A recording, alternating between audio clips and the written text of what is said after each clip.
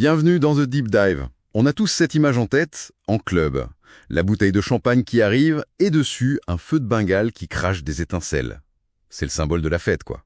Oui, mais c'est une image qui est devenue vraiment glaçante, surtout après la tragédie du club Le Constellation en Suisse ce mois-ci, en janvier 2026. Exactement.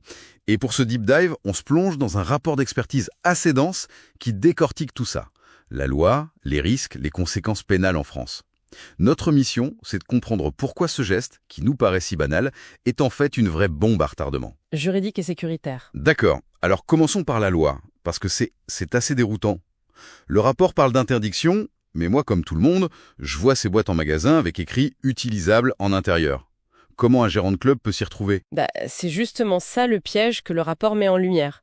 La règle de base, elle est simple et elle n'est pas nouvelle, elle date de 1980. Ah oui, hein. C'est l'article P17 du règlement de sécurité pour les discothèques. Et il dit, noir sur blanc, l'utilisation de bougies est interdite. Et pour les commissions de sécurité, un feu de Bengale, c'est une flamme nue.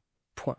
Donc c'est une interdiction de principe. C'est aussi simple que ça. Voilà, l'interdiction est totale. Mais alors, l'autorisation de vente, ça vient d'où? Alors ça, c'est la complexité du droit. Le Code de l'environnement, lui, il autorise bien la vente de ces artifices catégorie F1, danger très faible, pour un usage en intérieur, mais... Il y a un mais. Il y a un mais, et il est de taille. En droit français, c'est toujours la norme de sécurité publique la plus stricte qui l'emporte.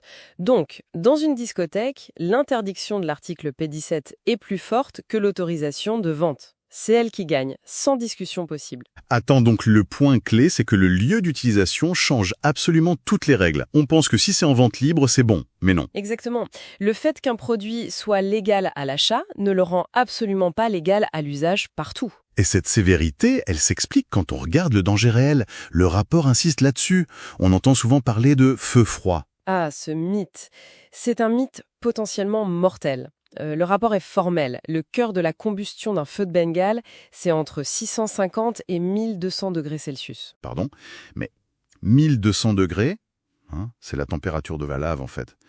Le mot froid, c'est de la désinformation. On ne peut pas mieux le dire.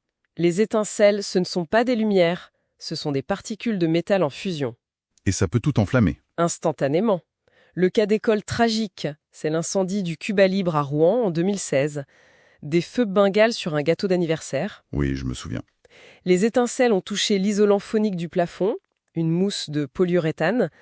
En quelques secondes, le plafond s'est embrasé et a libéré des fumées de cyanure. Bilan, 14 morts. non pas brûlés, mais asphyxiés, c'est ça? Asphyxiés en moins de 3 minutes.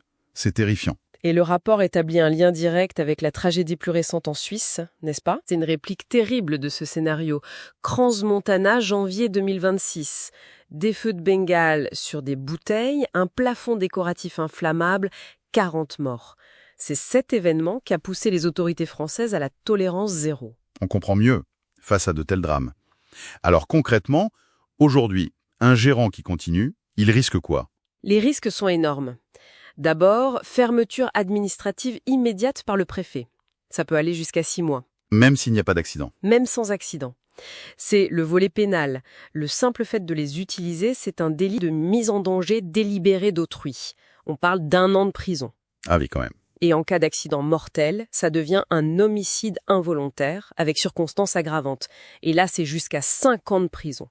L'ignorance de la loi n'est évidemment pas une excuse. Bien sûr. Et il y a une nouveauté signalée dans le rapport. Depuis 2025, la formation à l'évacuation est maintenant obligatoire pour tout le personnel, du DJ au barman, ce qui renforce encore la responsabilité de l'employeur. Donc, si on résume ce deep dive, le message est sans appel.